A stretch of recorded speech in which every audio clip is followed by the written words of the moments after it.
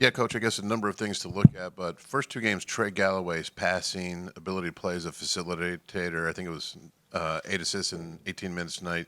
Your thoughts on how he's playing and how impactful he's been to start? He's been great. And a lot of that is a spin from last season. When we basically converted him from, off the ball to putting him on the ball based on the injuries that we had. And we're benefiting from it because he's gotten better over the summer. And, even though he hadn't played much, you could see what little he's done since he's come back off of injuries, his injury in practice that has helped his game tremendously, and we're benefiting from it, man. It's really nice to see.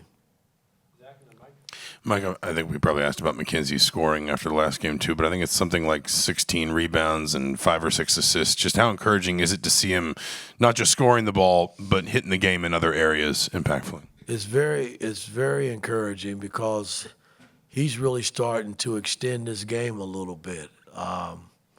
He's been very active, like you said, on hitting the boards, and he's been able to rebound the ball. Tonight he has some assists where he's pushed the ball and made the right plays in the open court. It's just nice to see his growth, heading in the right direction, man. We just got to keep him there. Mike and then Tom.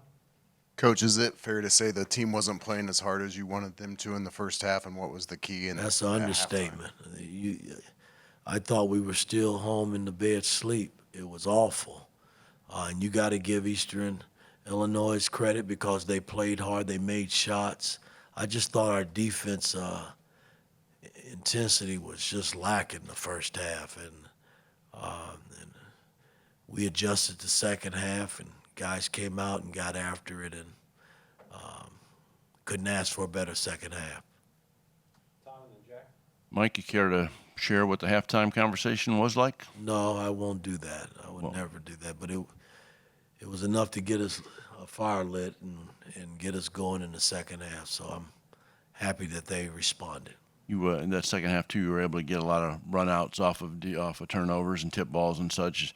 That's something we've talked about a lot, but that's what you want to see, right? Just playing at a faster pace and creating that kind of stuff. Yeah, I mean, it's a good thing when you can hold teams to 18 points and a half. That doesn't happen very often in college basketball. So those guys in that locker room after our halftime talk, they stepped it up and they made catches tough. They made it tough to swing the ball. And, we got a lot of loose balls, like you said, and was able to get out and run and make plays in the open court.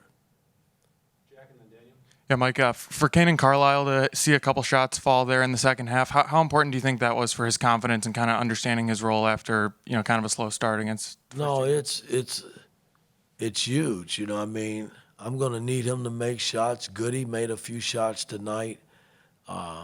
We just got to, as a coach, I got to get them comfortable, man, because they can make shots. I know they can. I've seen it since this summer when we assembled this team. So we just got to keep working at it, man, taking it to practice at a time and keep pushing these guys in the right direction. Yeah, Mike, on Malik, obviously a really important piece for you last year. It kind of feels like he's maybe reached a new level so far. Where have you maybe seen that evolution from him? Well, again, I mean, his skill set was always there. It was just keeping him on the basketball floor. That was the biggest hurdle to get over. And they're starting to let him play. And, he can do a number of things. Defensively, he's playing better because he has to guard smaller guys now. Where we pretty much played him. We played him at some 4, but we played him a lot at 5 too. Last season. And, it's kind of nice to see him able to move his feet and still be able to score down low and make passes for his teammates around him. I mean, he's gotten so much better, man. And I can't help but think if he continues to work, he'll continue to grow his game. Kind of building on Malik there, after the Tennessee game when we talked to you, talked about him being in the best shape that he's been in since he's been here. How have you seen that benefit him on the court? Well, again, just his movement up and down the court. I'm not playing him big minutes, He played more minutes last year, but I'm sure we'll get his minutes, back up to 30 to 31, 2 minutes. But just his movement and being able to recognize things that are in front of him now defensively, because we switch a lot, and just being more of a leader, man. I mean, he's a junior now, so you expect him to step up and be a player for us, and he's doing that for us. All right, Quinn, and then we'll wrap with that. Yeah, Coach, Miles Rice didn't have a shot attempt in the first half. Do you want to see him being more aggressive on that side of the floor? Well, I mean, when he's got shots, I don't mind him taking them out. I haven't told anyone on this team not to take shots.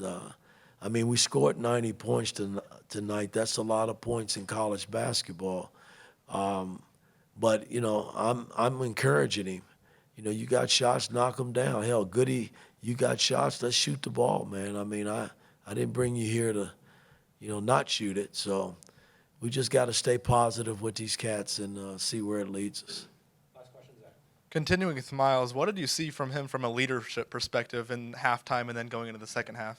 Well, again, I mean, he along with that starting group struggled the first half to defend, and that was addressed at halftime, and I thought they came out and fixed it. They started getting up in the passing lanes and not letting the ball swing as easy, and when we got the stops, we were able to rebound the ball and get it out and got down and got some what we call quick strikes up the floor. So I was pleased with the way they played the second half, though. They were good on both ends of the floor.